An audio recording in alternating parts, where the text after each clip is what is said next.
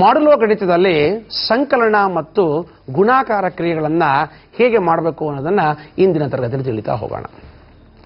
ನೋಡಿ ಮಕ್ಕಳೇ, ಮಾಡುಲೋ ಗಣಿತದಲ್ಲಿ ಸಂಕಲನಕ್ಕೂ ನಿಜವಾದ ಸಂಕಲನಕ್ಕೂ ಸ್ವಲ್ಪ ವ್ಯತ್ಯಾಸ ಇದೆ. ಈಗ ಉದಾಹರಣೆಗೆ ನಾನು ನಿಜವಾದ ಸಂಕಲನ ನಾವು ಮಾಡೋದನ್ನು ನಾವೇನು ಮಾಡ್ತೀವಿ, ಸಂಕಲನ ಚಿಹ್ನೆ ಪ್ಲಸ್ ಅಂತ ಬಳಸ್ತೀವಿ.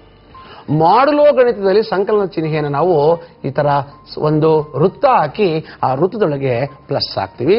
ಗುಣಾಕಾರಕ್ಕೆ ಒಂದು ವೃತ್ತ ಹಾಕಿ ಆ ವೃತ್ತದೊಳಗೆ ಇಂಟು ಮಾರ್ಕ್ ಹಾಕ್ತೀವಿ. ಇದು ಮಾಡುಲೋ ಗಣಿತದಲ್ಲಿ ಸಂಕಲನದ ಚಿಹ್ನೆ, ಇದು ಮಾಡುಲೋ ಗಣಿತದಲ್ಲಿ ಗುಣಾಕಾರದ ಚಿಹ್ನೆ. ಮಾಮೂಲಿ ಅಂದ್ರೆ ನಮಗೆ ಗೊತ್ತಿರೋ ಹಾಗೆ 3+4 ಕೊಟ್ಟಾಗ ಹೇಗೆ ಕೂಡಬೇಕು ಅಂತ ನಮಗೆ ಗೊತ್ತು. 3+4 = 7. ಅದೇ ರೀತಿ 3 × 4 ಕೊಟ್ಟರೆ 3 4 12 ಅಂತ ನಮಗೆ ಮಾಡೋದು ಗೊತ್ತಿದೆ. ಇದು ನಿಜವಾದ ಸಂಕಲನ. ಮಾಡುಲೋ ಗಣಿತದಲ್ಲಿ ಸಂಕಲನ ಹೇಗೆ ಮಾಡಬೇಕು ಅನ್ನೋದನ್ನ ಇವತ್ತು ಅಭ್ಯಾಸ ಮಾಡ್ತಾ ಹೋಗೋಣ. ಚಿಹ್ನೆಗಳನ್ನ ಈ ರೀತಿ ಕೊಡ್ತಾರೆ. ಉದಾಹರಣೆಗೆ ನಾನು 3 ಚಿಹ್ನೆ ಇಲ್ಲಿ ಯಾವ ಅವಶೇಷದ ಮೇಲೆ ಮಾಡಬೇಕು ಅಂತ ಕೊಟ್ಟಿರ್ತಾರೆ, 3+4. ಇದನ್ನ ಸರ್ಕಲ್ ಪ್ಲಸ್ ಅಂತ ಹೇಳ್ಕೋಬಹುದು. 3 ಸರ್ಕಲ್ ಪ್ಲಸ್ 4 5 ಅಂತ. 3ನ್ನ 5ನ್ನ ಕೂಡಬೇಕು ಈ ಒಂದು ನಿಬಂಧನೆಯ ಅಡಿಯಲ್ಲಿ. ನೋಡಿ ಮಕ್ಕಳೇ, ಈ ಲೆಕ್ಕ ಹೇಗೆ ಮಾಡಬೇಕು ಅಂತ ಹೇಳ್ತೀವಿ. ಸಾಮಾನ್ಯವಾಗಿ 3+5 ಕೊಟ್ಟಾಗ 3+5 = 8 ಅಂತ ಬರೆದು ಬಿಡ್ತೀವಿ. ಆದರೆ ಇಲ್ಲಿ ನಾನು ಗಮನಿಸಬೇಕು, ಇಲ್ಲಿ ಯಾವ ಸಂಖ್ಯೆ ಕೊಟ್ಟಿದ್ದಾರೆ, 4 ಇದೆ. ಅಂದ್ರೆ ನನ್ನ ಉತ್ತರ ಏನಾಗಿರ್ಬೇಕಪ್ಪ ಅಂದ್ರೆ 4ಕ್ಕಿಂತ ಕಡಿಮೆ ಇರಬೇಕು. ನನ್ನ ಬರೋ ಉತ್ತರ 4ಕ್ಕಿಂತ ಚಿಕ್ಕ ಸಂಖ್ಯೆ ಆಗಿರುತ್ತೆ. ಅದು ಮನಸ್ಸಲ್ಲಿ ಇಟ್ಕೊಂಡು ಲೆಕ್ಕ ಮಾಡಬೇಕು. ನಾನು 3+5 = 8 ಉತ್ತರ ಇಡೋ ಆಗಿಲ್ಲ. ಇಲ್ಲಿ ಏನಿದೆ ನೋಡ್ಕೋಬೇಕು, ಯಾವ ಅವಶೇಷದ ಅಡಿಯಲ್ಲಿ ನಾನು ಲೆಕ್ಕ ಮಾಡ್ತಾ ಇದ್ದೀನಿ ಅಂತ ನೋಡ್ಕೋಬೇಕು. ಅದಕ್ಕೆ ಸಂಬಂಧಪಟ್ಟಂತೆ ಲೆಕ್ಕ ಮಾಡಬೇಕು. ಅಂದ್ರೆ ಇಲ್ಲಿ ಏನ್ ಮಾಡ್ಬೇಕೀಗ, 3+5 ಕೂಡಬೇಕಾದಾಗ ಮತ್ತು ನಿಜವಾಗ್ಲೂ ನಾವು ಹೇಗೆ ಮಾಡ್ತೀವೋ ಅದೇ ತರ 3+5 ಬೆಲೆಯನ್ನು ಕಂಡಿಡಿರಿ. 3+5 = 8 ಆಗುತ್ತೆ. ಇದು ಅದರ ಬೆಲೆ ಅಲ್ಲ. ನಾವೇನ್ ಮಾಡಬೇಕು, 3+5 = 8 ಆದ್ಮೇಲೆ ಈ 8 ಈ ಸಂಖ್ಯೆ ಜೊತೆ ಕಂಪೇರ್ ಮಾಡಬೇಕು. ಇದಕ್ಕಿನ್ನ ಏನಾದರೂ ಇದು ಜಾಸ್ತಿ ಇದ್ದು ಅದಕ್ಕೆ ಸಮ ಇದ್ರೆ ಈ 8ಅನ್ನ ನೀವು 4ರಿಂದ ಅಂದ್ರೆ ಈ 4 ಇದೆಯಲ್ಲ ಇದರಿಂದ ಭಾಗಿಸ್ಬೇಕು. ಏನು ಬಂತು, 4 2 8 ಬಂತು. ಶೇಷ ಎಷ್ಟು ಉಳಿತು, 0. ಅಲ್ಲಿಗೆ ಶೇಷ ಇದರ ಉತ್ತರ ಆಗಿರುತ್ತೆ. ಅಂದ್ರೆ 3 ಮಾಡುಲೋ ಗಣಿತದಲ್ಲಿ 5 = ಇದರ ಬೆಲೆ ಎಷ್ಟಪ್ಪ ಅಂದ್ರೆ 0. ಯಾಕೆ ಅಂತ ಹೇಳಿದ್ರೆ 3+5 = 8 ಆಗಿರುತ್ತೆ. 8ಅನ್ನ ಈ 4ರಿಂದ ಭಾಗಿಸ್ಬೇಕು. 8ಅನ್ನ 4ರಿಂದ ಭಾಗಿಸಿ ನಾವಿಲ್ಲಿ ಭಾಗಲಬ್ಧ ಇಡೋ ಆಗಿಲ್ಲ. 8ಅನ್ನ 4ರಿಂದ ಭಾಗಿಸಿ ಶೇಷವನ್ನ ಇಡಬೇಕು. ಶೇಷ 0 ಆಗಿರುತ್ತೆ. ಇನ್ನೊಂದು ಉದಾಹರಣೆ ತೆಗೆದುಕೊಳ್ಳೋಣ ಮಕ್ಕಳೇ. ಈಗ ಉದಾಹರಣೆಗೆ 8 6 3 = ಎಷ್ಟು ಅಂತ ಲೆಕ್ಕ ನೋಡೋಣ. ಈಗ ನೈಜವಾಗಿ ಮಾಡ್ತಾ ಹೋಗೋಣ. 8 + 3ರ ಬೆಲೆ ಎಷ್ಟಪ್ಪ ಅಂತ ಹೇಳಿದ್ರೆ 11. ನೋಡಿ ಇಲ್ಲಿ 11 6ಕ್ಕಿಂತ ಜಾಸ್ತಿ ಇದೆ. ಹಾಗಾಗಿ ನೀವೇನ್ ಮಾಡಬೇಕು, 11ಅನ್ನ 6ರಿಂದ ಭಾಗಿಸ್ಬೇಕು. 11ಅನ್ನ 6ರಿಂದ ಭಾಗಿಸಿದಾಗ 6 1 6 ಬಂತು. 11ಲ್ಲಿ 6 ಹೋದ್ರೆ 5 ಬಂತು. ಅಲ್ಲಿಗೆ 8 ನೋಡಿ, ಇದು ಮಾಡುಲೋ ಗಣಿತದಲ್ಲಿ ಸಂಕಲನ 3. ಇದರ ಬೆಲೆ ಎಷ್ಟಪ್ಪ ಅಂತ ಹೇಳಿದ್ರೆ 5.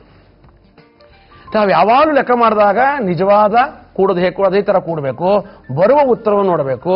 ಬರುವ ಉತ್ತರ ಇಲ್ಲಿ ಏನು ಕೊಟ್ಟಿರ್ತಾರೋ ನಿಬಂಧನೆ ಇದಕ್ಕಿನ್ನ ಜಾಸ್ತಿ ಅಥವಾ ಇದಕ್ಕೆ ಸಮ ಇದ್ರೆ ಅದನ್ನ ಇದರಿಂದ ಭಾಗಿಸಬೇಕು. ಬರುವ ಶೇಷವನ್ನು ಇಡಬೇಕು. ಮತ್ತೆ ಇದೇ ತರ ಗುಣಾಕಾರವನ್ನು ನಾವು ಮಾಡಬೇಕು. ಉದಾಹರಣೆಗೆ ಗುಣಾಕಾರದ ಒಂದು ಲೆಕ್ಕ ತೆಗೆದುಕೊಳ್ತೀರಿ. 8 × 3 2 = ಎಷ್ಟು ಉತ್ತರ ನೋಡೋಣ. ಮಾಮೂಲಿ ಗುಣಿಸಿ. ಈಗ 8 2 ಎಷ್ಟು, 8 × 2 = 16 ಅಂತ ನನಗೆ ಗೊತ್ತು. 16 ನನ್ನ ಉತ್ತರ ಆಗಕ್ಕೆ ಸಾಧ್ಯ ಇಲ್ಲ. ಯಾಕಂದ್ರೆ ನನ್ನ ಉತ್ತರ 3ಕ್ಕಿಂತ ಚಿಕ್ಕದಾಗಿರ್ಬೇಕು. ಹೌದಾ? ಹಾಗಾಗಿ 16ಅನ್ನ ನೀವೇನ್ ಮಾಡಬೇಕು, 3ರಿಂದ ಭಾಗಿಸ್ಬೇಕು. ಅಲ್ಲಿಗೇನಾಯ್ತು, 3 5 15 ಆಯ್ತು. ಶೇಷ ಎಷ್ಟು ಉಳಿತು, 1. ಹಾಗಾಗಿ 8 2 ಇದರ ಉತ್ತರ 1 ಆಗಿರುತ್ತೆ. ಅಲ್ಲಿಗೆ ಒಂದು ವಿಷಯ ಜ್ಞಾಪಕ ಇಟ್ಕೊಳ್ಳಿ, ಅದು ಸಂಕಲನ ಆಗಿರ್ಬೋದು, ಗುಣಾಕಾರ ಆಗಿರ್ಬೋದು. ನಾವೇನ್ ಮಾಡಬೇಕು, ಫಸ್ಟು ನಿಜವಾದ ಸಂಕಲನ ನಿಜವಾದ ಗುಣಾಕಾರ ಮಾಡ್ಕೋಬೇಕು. ಆಮೇಲೆ ನೋಡಬೇಕು ಇದಕ್ಕಿನ್ನ ಸಮ ಅಥವಾ ಜಾಸ್ತಿ ಇದ್ದರೆ ಆ ಸಂಖ್ಯೆಯಿಂದ ಭಾಗಿಸಿ ಶೇಷವನ್ನು ಉತ್ತರವಾಗಿ ಇಟ್ಕೋಬೇಕು. ಇದೇ ತರ ಇದರ ಆಧಾರದ ಮೇಲೆ ಕೇಲಿ ಕೋಷ್ಟಕ ಅಂತ ಒಂದು ಕೋಷ್ಟಕ ಬರುತ್ತೆ ಮಕ್ಕಳೇ.